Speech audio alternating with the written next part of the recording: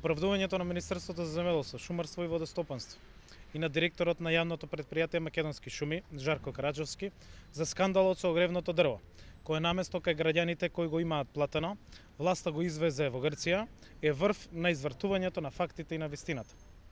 Кого штити Министерството кога вели дека се извезувал опожарен бор? Факт е дека барањето на јавното предпријатие Македонски шуми, во него стои дека се бара извоз на близу 30.000 метри кубни огревно дрво. Факт е и дека министерот Цветков одобрил извоз на 29.028 метри кубни огревно дрво. Огревно дрво стои во барањето и во одговорот. Иронијата да биде поголема.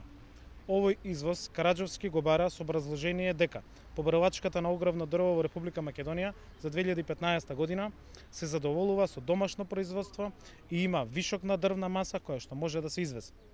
Сведоци сме дека голем број на семејства пред почетокот на грејната сезона останаа без дрвата кои ги има платено во јавното предпријатие Македонски шуми и беа принудени да плаќаат и по 4.000 денари за метар кубен од приватните складилишта.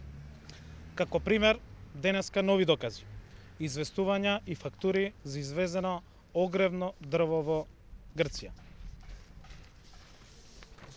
Еве го известувањето.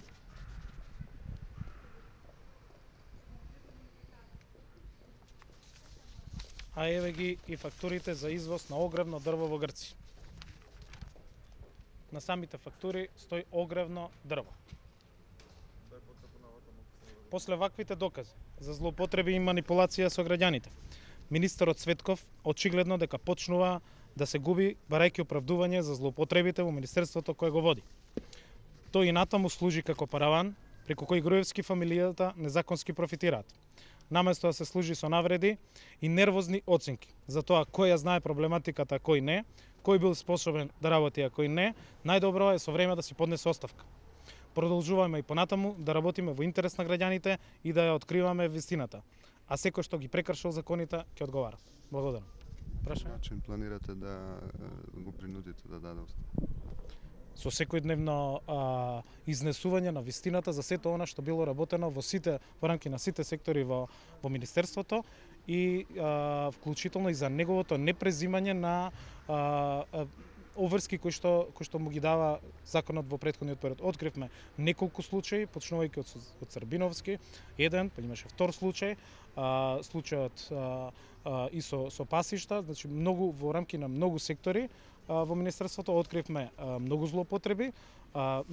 Може да кажем дека сме на самиот почеток на нашата работа, јавноста ќе биде запознаена и со она што се правело во претходниот период, во кога мандат имал некој од другите министри, но вклучително и она што сега се работи во рамки на министерството.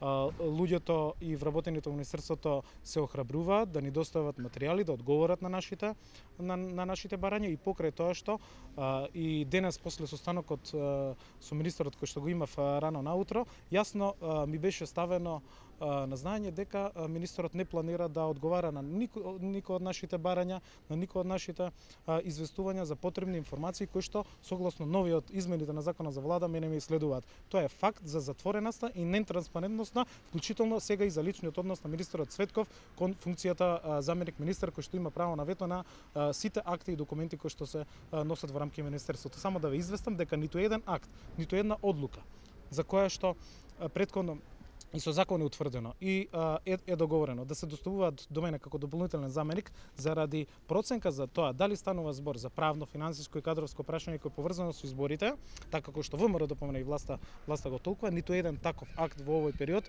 во овие 2 месеци не е доставен и тоа покажува затвореноста на самата институцијата, затоа ги прашуваме што штитат, ако е добро, ако се е чисто, ако нема криминал, ако нема злоупотреби, зошто не се одговори навремено, брзо на нашите барања. За сите овие работи во следните неколку денови подготвуваме огромни пакети на известувања со кои што амбасадите ќе бидат известени, вклучително и еврокомисарот Хан кој што доаѓа опет.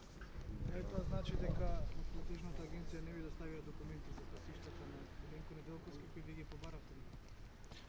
ние од до платежната агенција имаме доставено први барања за исплата по години на предвидени, реализирани и исплатени средства кои што се исплаќаат преку нив. Тоа се за директна поддршка, за ИПАРТ и слично. Ние официјално од платежната агенција и после состанокот кој што имавме со директорката, они не даваат точно за тоа како 100 милиони евра ги трошат, како што велат дека 100 милиони евра ги трошат за од својот буџет. Токму тие 100 милиони евра кои што наводно се во толков износ, а не се нотирани во сите меѓународни извештаи и токму затоа министерот за земјоделие има дополнителен заменик министер кој што има право на вето. Тоа и Груевски го потврдил. Бидејќи извештаите потврдуваат дека преку доделувањето на земјата и дека преку доделувањето на субвенциите се прават најголемите мобилизации во пресред на изборите, дека тоа е начинот на кој што се подкупуваат гласачите. Мислам дека за ирелевантно да збориме за случајот за Natural Food во кој што се јавува нели како сопственик и во другата фирма управител Миленко Неделковски, многу јасна сликата дека е доделено земјиште од 186 хектари.